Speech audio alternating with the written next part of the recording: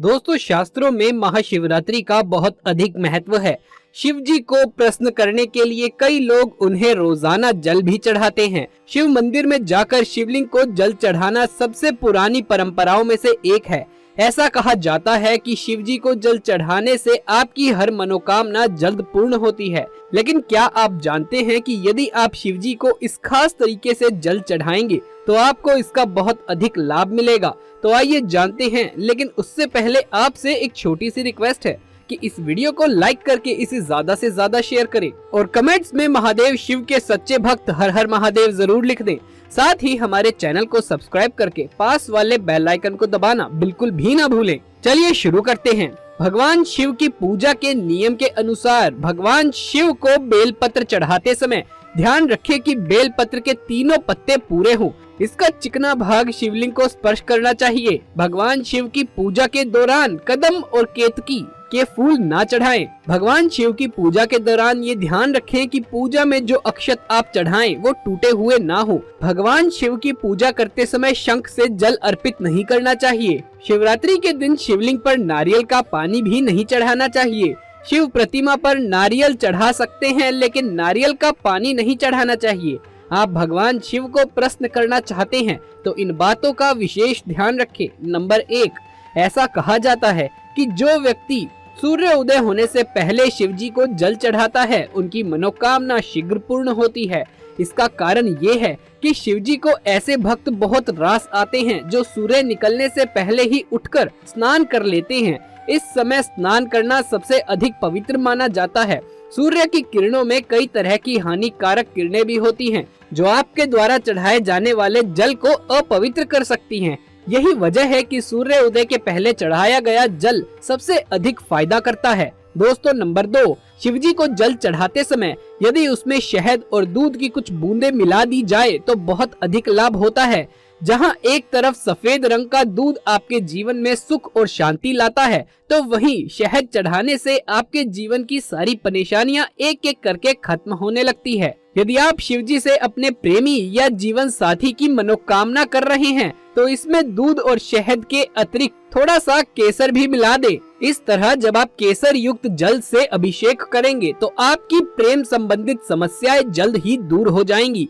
दोस्तों, नंबर 3, कई लोग शिवजी को जल चढ़ाने के बाद हाथ जोड़ बाहर आ जाते हैं। लेकिन यदि आप जल चढ़ाने के पश्चात वहां मंदिर में बैठ कुछ देर शिवजी की आराधना करते हैं तो आपको और भी अधिक लाभ होगा। साथ ही यदि संभव हो तो जल चढ़ाने के बाद शिव चालीसा का भी पाठ करना लाभदायक हो सकता है। दोस्तों, शिवरात्रि के इस पवित्र अवसर पर 5 ऐसी महिलाएं और पुरुषों को शिवरात्रि का व्रत नहीं रखना चाहिए। भगवान शिव हो जाते हैं क्रोधित।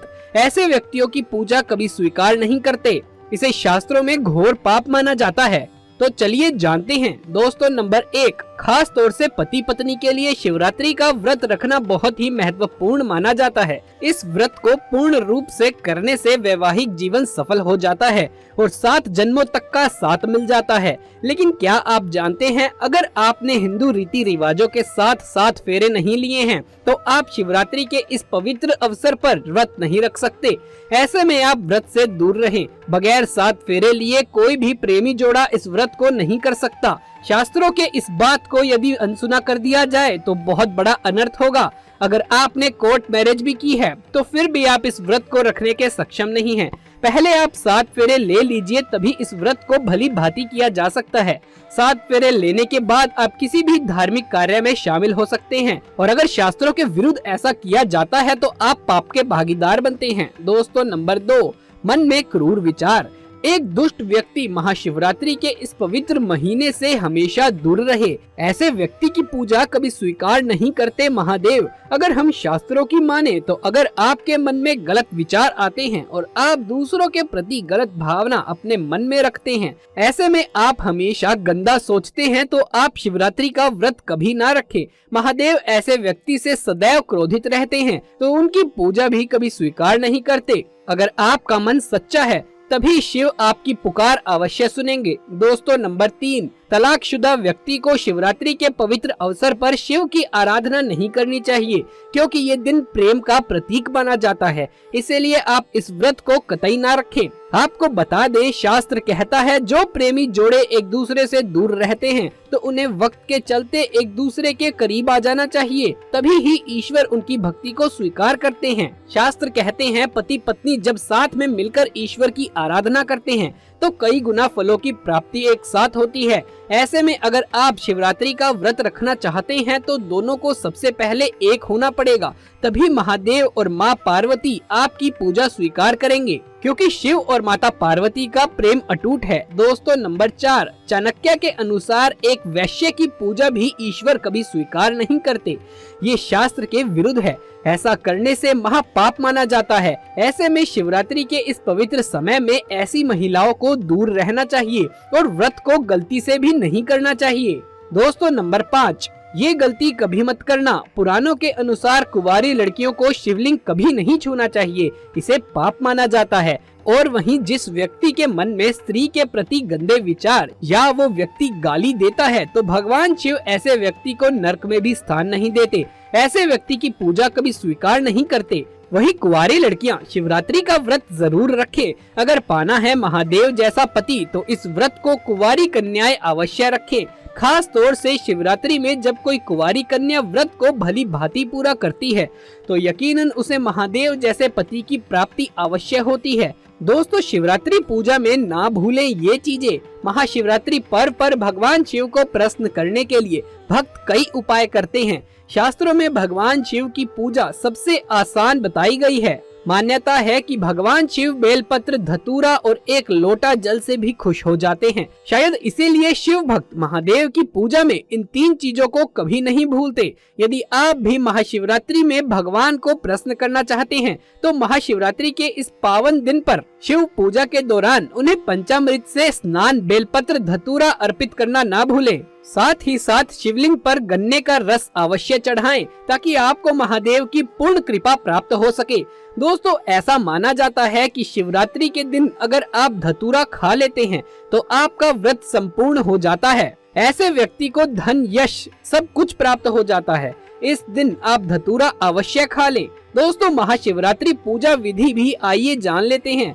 शास्त्रों के अनुसार महाशिवरात्रि के दिन सूर्य उदय से पहले स्नान कर स्वच्छ वस्त्र पहनकर व्रत का संकल्प लें।